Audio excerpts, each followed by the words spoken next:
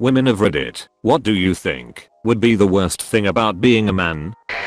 Feeling uncomfortable or shamed for showing your emotions. It's a sad truth, but since the dawn of time, men have been encouraged to live up to the expectations of having to be tough or being a rock for the family. As a woman, I think we feel more comfortable crying and expressing our sadness. Men get sad too, and it's about time they feel free to express it as easily as women do. Kawalker, how are you? Me good, you? Translation: I felt terrible. Only got a couple hours sleep cause of the constant panicking my alarm wouldn't start. I feel like I'm constantly hitting a brick wall. Can barely afford to eat. I've got bills piling up I can barely keep on top of. And I'd much rather be anywhere but having this conversation. But because it's considered rude for me to not care, I'll ask how you are. Sorry, had to vent. I usually vent through humor. It keeps things lighthearted and provides them with a little insight into your mental state. To be honest, I hate pleasantries. I'd rather be genuine. I hate pleasantries. I'd rather be genuine. How can I upvote more than once?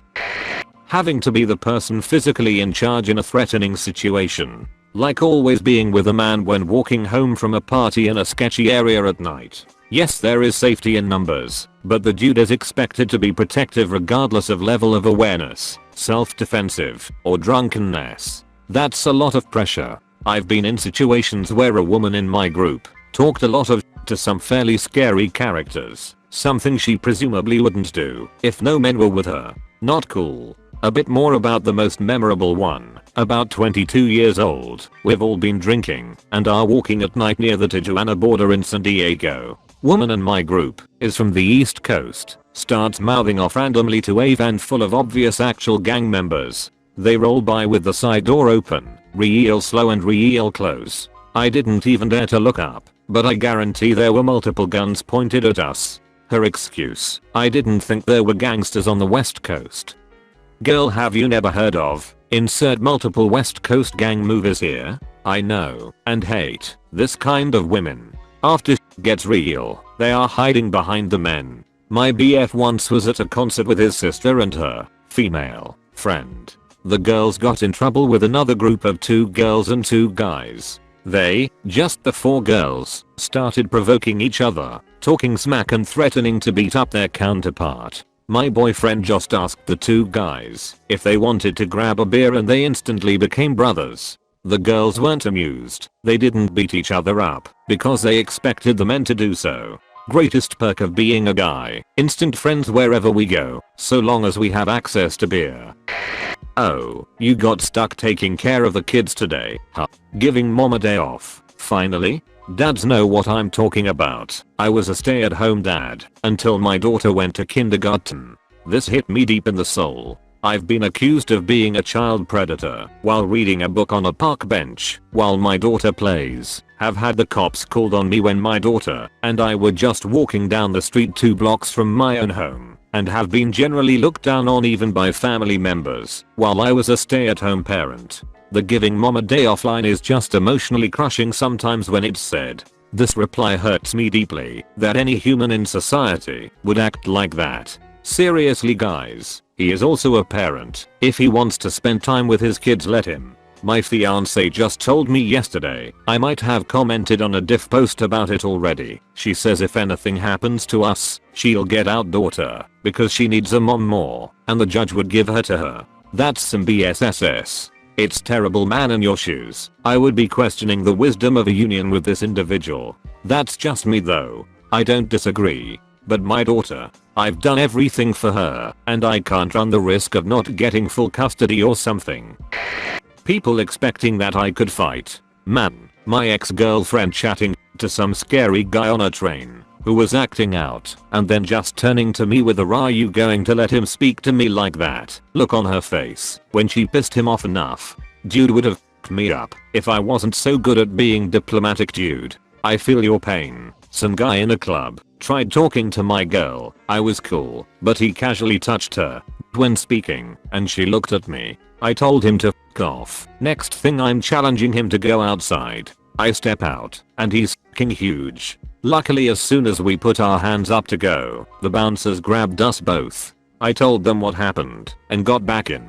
Bouncer saved me an ass whooping, and I played it off like he got scared of me. Hey, it's me, the older brother you never had. Never do this again, alright? I'm with you, man. LMAO, listen to your older brother Anon. He knows his shit. Depending on how long you're dating the girl, defending your girl because she got her ass grabbed by some douche would be worthy of a fight. Even if you know you're going to get whooped, ask yourself if you're willing to die for protecting her honor. That's always a possibility when fighting. A knife or gun gets pulled, you fall and your skull gets cracked on the curb. There are some lines when crossed that will drive me to fight. An ass grab isn't it, in my mind anyhow. I do understand that your line is going to be different from mine. Just wanted to make sure that you had considered the worst case scenario. Loss of respect and honor can be worse than death to some men. I would not be allowed a moment of weakness. Bad day. You can't cry unless your mother just died. Hurt yourself? Suck it up and go to the hospital. Feeling self-conscious about your body? Nobody cares. Feeling ill? So moan how SMN cold. I found out my mom was dying from cancer 2 weeks before she did. She kept it from me. I was still sad 2 weeks later, and my ex-wife told me I needed to stop sanctifying her because we always had problems and argued often, and I kept thinking about the happy times I had with her. My father passed away a few years ago. After the craziness of dealing with his funeral died down a few days after, it all started to hit me. I was alone, in the bedroom, quietly looking out the window, and not bothering anyone. My wife burst into the room, and glanced at me, and with an attitude of condescension in her voice, said, "What's your problem?" I said that I'm having some trouble managing my grief at the moment. She replied back, "Well, suck it up and move on. I didn't marry a useless man-child," and stormed out of the room. She'd be taking a time out in separation land for that, if it was me. That's heartless and shows how she really views you, her beast of burden and walking ATM. Next. That is so fucking cold and heartless. I couldn't ever imagine saying something so cruel to someone who just lost a parent. Damn, that's cold. Probably the stigma. I've seen a single father get shouted at for being with his kid when at a park for trying to kidnap children. The dude wanted to make his son happy, not molest him. FFS. I was fishing at a park today, and some 8-year-old kid who was alone came up to me and showed me that he broke his line off in the water. He didn't have any extra tackle, so I gave him a new jig and hook, tied it on for him and everything. It was the cheapest reel and line I've ever seen, so his folks must have just picked it up at Walmart and said, "Here, go fish." He wanted to fish with me after that.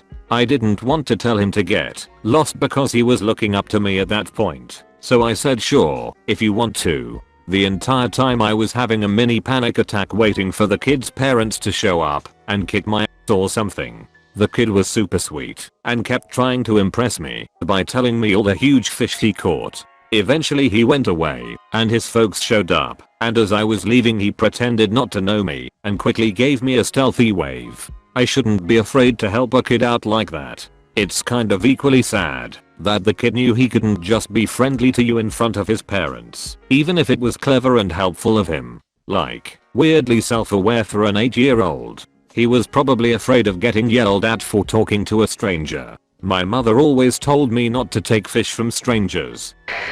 Being expected to be more effective at physical labor, being expected to do more dangerous work, receiving less empathy when struggling with emotional issues. My wife literally came home one night and told me she was leaving for another man, took my money, and filed for divorce. She also took and kept the dog.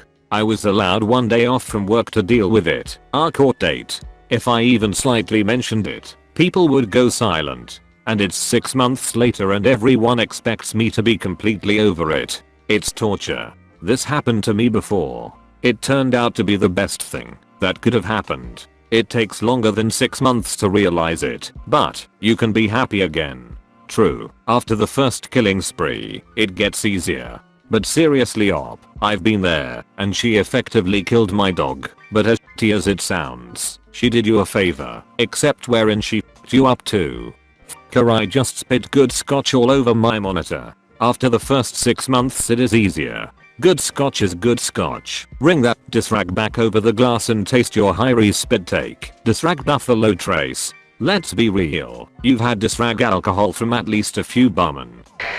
I cannot fathom how a guy sits down to poop and their junk is what, just chilling inside the toilet?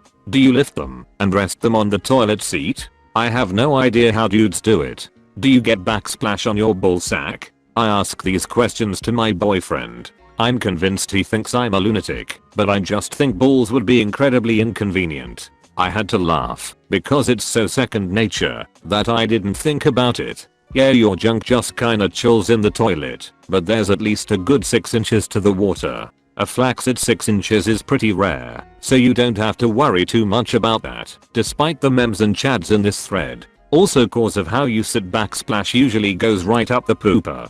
That said, I lived in North Africa for a little while, and I had to be careful with squat toilets, but that was more about touching the nasty piston area. The only problem I've ever had being a dude is trying to pee/poop with a boner in a toilet, angling it. Every dude in this thread can relate to that, I'm sure. Never had a problem flaccid. Man, do I hate that. Especially with morning wood. Yeah, that's basically always when it's a problem, lol. I have a big backyard with trees, so if it's early enough I'll just whiz outside. So nice.